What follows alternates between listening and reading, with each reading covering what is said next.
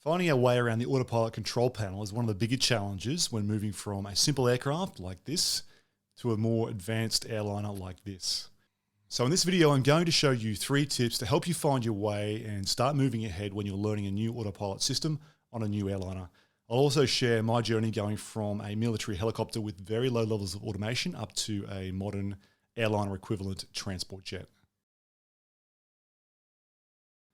For those new to the channel, I'm Matt. I'm a former Australian Navy and Air Force pilot. I'm now flying the 737 MAX for an Australian airline, and this channel is all about learning, performance, and mental fitness. So when we think about automation and learning about autopilots, it's easy to think it's going to be a bit like this.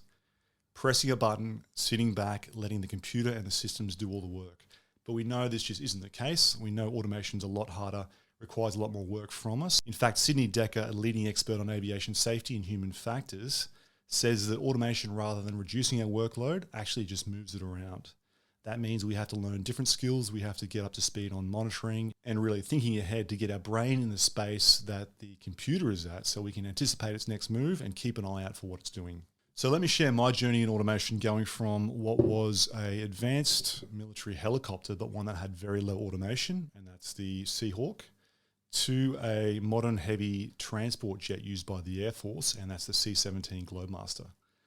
The Globemaster has an autopilot and an auto-flight control system very similar to what you'll find in an Airbus or a Boeing or any other modern aircraft.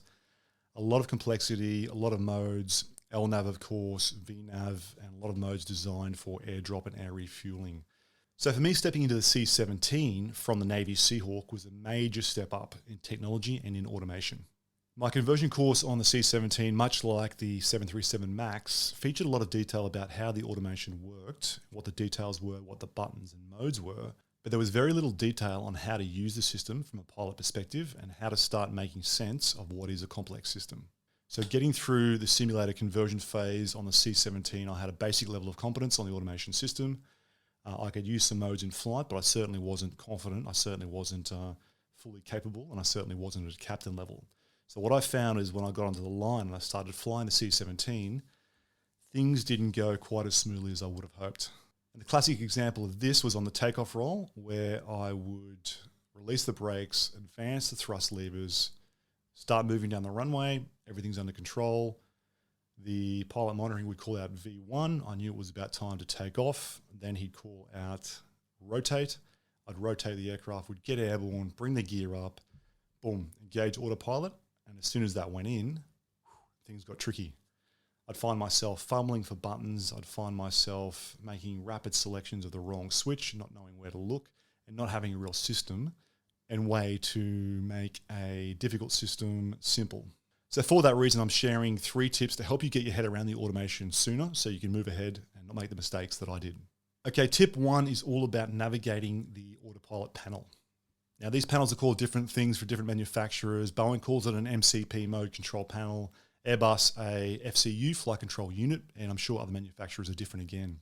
One thing to note that even within manufacturers, within Boeing, for example, each particular jet has a different layout of the subtle switches and the design on these panels. So they all differ slightly from each other, but fundamentally, they all have 3 key areas that we can focus on. And that is the thrust section, the roll section, and the pitch section.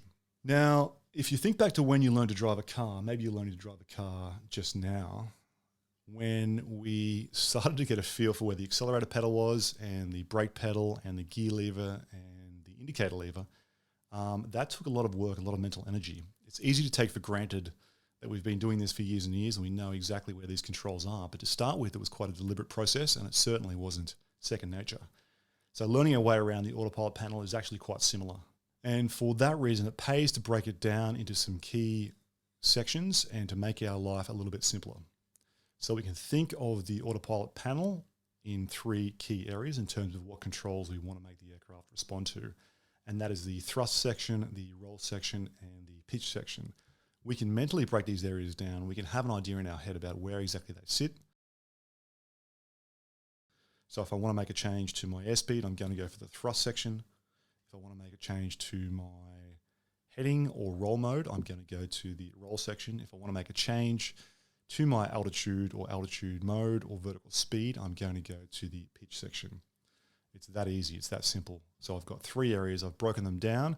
I can then go home, I can visualize them in preparing for a particular event or a particular flight and know exactly where my hand needs to go when I'm given a vector or a direction, or when I want to make a different input to the airplane. Now, one way we can do this, which only takes 5 or 10 minutes, is by giving ourselves some ATC directions and then physically going through the drill. So today I'm going to be called Boeing 76. I'm at home, I've got my cardboard cutout or maybe nothing whatsoever. I'm just picturing the very basics of the panel, and I'm going to give myself a vector. So Boeing 76, turn right heading 340.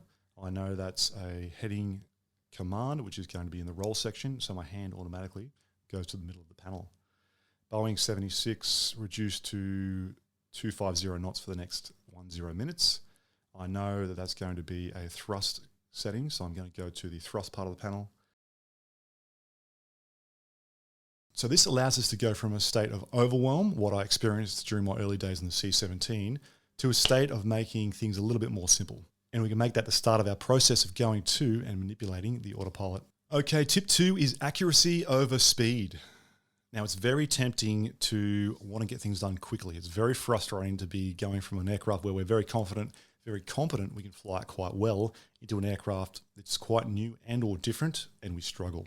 But it's really important to emphasize getting things right, and importantly, giving ourselves the space and the time to make a few mistakes, go a little bit more slowly, and take time to start getting things right and start getting our accuracy and our precision up.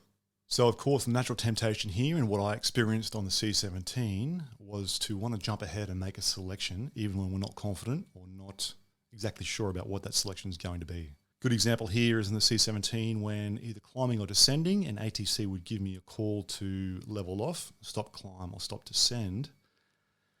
That's something that was obviously time critical that I wanted to respond to quite quickly. And my tendency was to go out there and look for a button, look for the altitude hold button, and just jam something in that vicinity. So that could cause all sorts of issues around undesired aircraft states and put the aircraft in a difficult, dangerous situation. And all I needed to do simply was slow down and take my time and get that selection correct. So a technique we can use to do that is identify, confirm, select. Now, as mentioned in tip 1, just by finding the part of the panel we're looking for, thrust, roll, or pitch, we can narrow down the selection and choice. From there, it's a matter of narrowing down what switch or button we're looking for. So in the case of out hold, I'm going for the pitch part of the panel. I'm looking for the out hold button. That's the identifier. When I see the switch, I'm going to spend 1 to 2 seconds and pause and confirm I've got the correct switch. I'm then going to select the button, taking note of what the tactile feed is. Now, this process will take a few seconds to begin with. It'll be a little bit slower than we might be familiar with on other aircraft types, but it's a really effective way to make that selection, confirm what it is, and then positively select the mode without error. Now, this might sound pretty painful. You might be thinking, come on, Matt, this is ridiculous. I know how to use the panel. But by using this process and slowing down just a tad, we can actually learn much more quickly, and we can cement the lessons as we go. Okay, tip 3, and that is mode awareness wins. What is mode awareness? What am I talking about? Well, this is the biggest thing and the biggest learning point to me getting onto the C-17. It's that what I select on the panel doesn't matter if it's not actually engaged and it's not displaying on the FMAs. Now, what are the FMAs? A bit of a mouthful, flight mode annunciator. The thing on the display screens, whether it's on the glass itself or on the HUD in front of you, the thing that indicates the actual engaged mode. So they're going to vary a little bit between different aircraft manufacturers, but typically they're at the top of the display. There's going to be a pitch, a roll, and a thrust FMA. So any input on the autopilot panel required me to look down to the FMA or look in the HUD at the FMA and make sure that mode is actually engaged. This really can't be overstressed, and it's something that instructors will bang on about, I know, during type ratings and operator checks, but it's something that's essential and something that's very important to flight path control. So a good way to think about this, I think, for me, is I'm looking for evidence that what I've done has actually been accepted and has been actioned by the aircraft. I'm making a request on the panel. This is what I want you to do. And the FMAs are telling me that, yes, I am doing this. And if it's not on the FMA, then we're not flying the aircraft. We might as well be in the galley getting a coffee. Now, this isn't an easy skill to pick up. I think the computer monitoring skill is very foreign to most pilots coming from simpler aircraft where the majority of the control inputs are done manually. Seahawk had a basic heading hold, a basic altitude hold. So for me, understanding the different modes and then understanding that for each mode I needed to look for a particular call out on the FMA, that was a major step up. and a major work cycle and habit that I had to develop. That's something that didn't come naturally, it didn't come automatically, and it really took weeks and then months to bed down. I don't think this is something that's emphasized well enough on conversion courses in my experience. There's a lot going on in conversion courses. There's only limited time. So this is a technique that I hope you can use to really expedite your learning and get yourself to a standard of safety and comfort much more quickly. Okay, that's 3 basic learning hacks you can use to learn the Autopilot panel more quickly. I hope there's been some value in this video for you. If there has been, feel free to share it with someone else who might benefit. Otherwise, it'd be great to hear from you in the comments below, whether you found this interesting, whether it's been beneficial for you. And otherwise, I'll see you hopefully in my next video.